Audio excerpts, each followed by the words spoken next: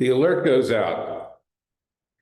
We can see from the government shutdown, and obviously it is the fault of the Democrats, it is the fault of the left, but we also see the government, how it functions and how it doesn't function. There are very few brave senators or congressmen in our federal government. The only one that I know of is Nancy Mace of South Carolina. She does what she says she's going to do. The rest of them play around up there, and they're playing around right now. It not just extends to the government shutdown, it extends to really dealing with the weaponization of our legal system. And that's why I formed a Department of Judicial and Legal Accountability. And I have prominent people on that. I have Nancy Mace. I have Alan Keyes. I have others that are very prominent people. We need to reform the legal system. And of course, the first thing that we can do, and we see it with the federal judges in particular, is that we need to remove their absolute immunity. They have no absolute immunity. It doesn't exist. It's not in our Constitution.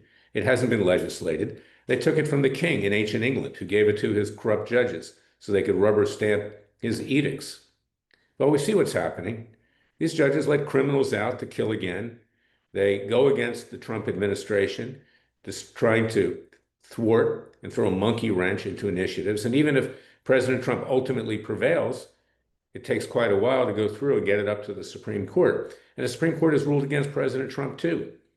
And even President Trump's own judges that he picked at the advice of lobbyists who made money off of putting names forward of judges. And how do you get to be a federal judge? Campaign contributions, legalized bribery, and sometimes actual bribery. We need to clean up the judiciary. So when they make a decision, which is intentionally wrong, and it happens frequently, they do what they want because they say, oh, we have absolute immunity. You can't touch us. We can do whatever we want. And these leftist judges are attempting to destroy this country in particular. And there's some rhino judges that go along with it as well, Republicans in name only. And when they let criminals out of prison, or when they don't allow cases to go forward by letting them get bogged down in nonsensical decisions. There's one judge on the U.S. District Court for the District of Columbia. He's mentally gone. He also is a vehement anti-Trump hater, and frankly, I think is anti-white, and that's Reggie Walton. People like that who are destroying the confidence of the American people in the judiciary. And then you have the bars in New York and in D.C. The D.C. is the worst. Sitting on the disciplinary apparatus of D.C. are actual socialists, communists, atheists, anti-male white haters. I mean, it sounds like a Dave Chappelle skit, but it's true. It's absolutely true. And these are the people that are trying to eliminate conservative and Republican activist lawyers so we can defend our interests in court and bring cases on behalf of our agenda, which is the agenda of the Father and the Son, the Judeo-Christian agenda. Today is Yom Kippur for Jews. Jesus was a Jew. It's a day to repent. We need to repent, but we also need to act. We need to clean out the rat's nest in our legal system. It's corrupt top to bottom. I have a 5-part plan, and I've said it for a long time. Number one, before you're a federal judge, you should have to go to judge school. You should have to get a master's degree so you know how to handle yourself on the bench. Today, people are picked out of private practice, out of government, out of labor unions, out of corporations. They owe their allegiance to those who put them on the bench. And they're just like Dr. Strangelove. They'll do a zig heil to whoever they have to do a zig heil to because they got to pay people back. It's unbelievable. This is something that we have to deal with. So they need to be trained on how to analyze a decision. Secondly, they need to be psychologically tested. Many of the judges on the bench, frankly, don't have their marbles. They're crazy. Or they have a particular way of doing things, which does not foster confidence in the administration of justice. Federal judges in particular sit there because they think that they're there for life. They're not. They serve for good behavior. They can be removed. That's never been actually tested because judiciary committees don't have the guts to do it. There, by the grace of God, go they. They're worried that they may be in front of a federal judge someday. So someone like Jim Jordan, who sits on the Judiciary Committee, a Republican, hasn't called one judge up even to testify. much more tried to impeach any of them. So they continue on. And many of these judges are mentally unfit to be judges. And I've seen it, and you can read about it in my books. It Takes a Counter-Revolution, Wake Up America. And the prior one, It Takes a Revolution, Forget the Scandal Industry. And the prior one before that, Whores, Why and How I Came to Fight the Establishment, as well as 4-volume work, Essays of a Mad Man. Get them at freedomwatchusa.org. And I actually ask you to contribute to our cause because we are your real Justice Department. Number 3, judges should only have to serve for a limited period of time for good behavior. If they don't behave properly, if they're not making diligent decisions or correct decisions, don't show up to work, or whatever the case may be, they should not be renewed as judges. And that would be completely proper under the Constitution, only renewable for good behavior. I suggest 2 4-year terms for federal judges, including Supreme Court justices. Next, make them get insurance like lawyers have to get. If they do something improper, let an insurance carrier pay for the damage done to a private litigant. Frequently, they can't afford to take an appeal.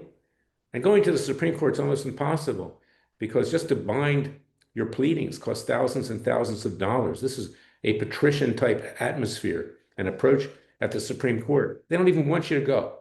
In fact, they tell you, very rare will even accept a case at the Supreme Court level. So this is what we need to do. We need to make a mechanism for people to get compensation when they're wronged by federal judges. These are the kinds of things that we can do to reform the legal system. Of course, the most important thing is to take away their absolute immunity. They can have qualified immunity. If they do something wrong in good faith, even though they were wrong, they shouldn't necessarily be held accountable. But if they do something intentionally wrong, as you've seen over and over again, particularly with President Trump, with some of my clients, with others, where they just think they can get away with it, these judges should frankly not just have to pay in terms of damages, but they should be prosecuted and thrown in the slammer where the sun don't shine. Let them experience that. And a good example is January 6th, these judges who put all these January 6th defendants away, sometimes for years, destroyed their lives and their families when they did little more than to walk into the Capitol and Capitol Hill. The great majority were completely peaceful. And I represented some of them, and I do represent them. And we're going to be bringing a lawsuit to get them compensation. I need your help. I need your help to go against the District of Columbia bar disciplinary apparatus, which is just vile, run by these evil individuals, the bar counsel, Hamilton Fox, and his deputy, Julia Porter. Hateful people. I mean, it's completely sad. They could be in a Walt Disney movie, in terms of the villain. That's it. Even they look that way when you see them. They just exude hate towards conservatives and Republican activist lawyers. Now, I am also seeking help inside the Trump Justice Department. I hope they'll pay attention to what I have to say because so far they've overlooked it. Even the Associate Attorney General, Ed Martin, a good man, has been hit with bar complaints by the District of Columbia disciplinary apparatus. Jeffrey Clark, a lawyer inside the Justice Department, who supported President Trump after the 2020 elections and wrote a letter claiming that there was fraud. And clearly everybody knows there was fraud. He never even sent the letter. It was a draft. The Board of Professional Responsibility in District of Columbia just recommended that he be disbarred. Rudy Giuliani, disbarred. Other cases pending against Senator Josh Hawley and Senator Ted Cruz, against Sidney Powell, against Kellyanne Conway. Some of them even signed by all prior presidents of the District of Columbia Bar. The District of Columbia Bar is composed of people uniformly who've donated to leftist politicians like Clinton, like Obama, like Biden, like Hillary Clinton. It's unbelievable when you actually do it. Run an FEC check, Federal Election Commission. Not one has given a cent to a Republican. And although I am a Republican and proud of it, I'm not partisan.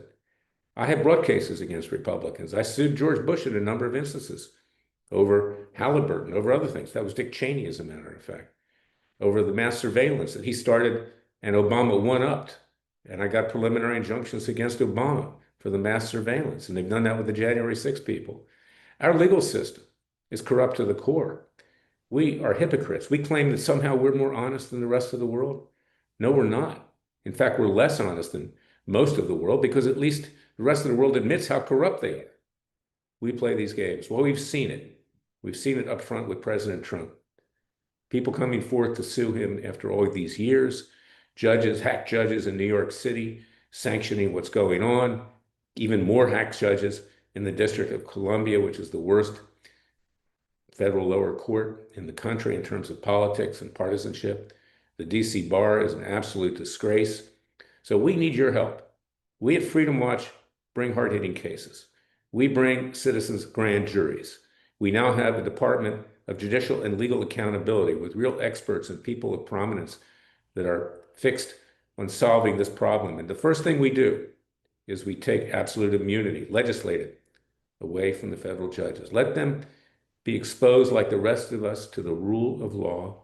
They cannot be above the law, but they think they are from the Supreme Court on down.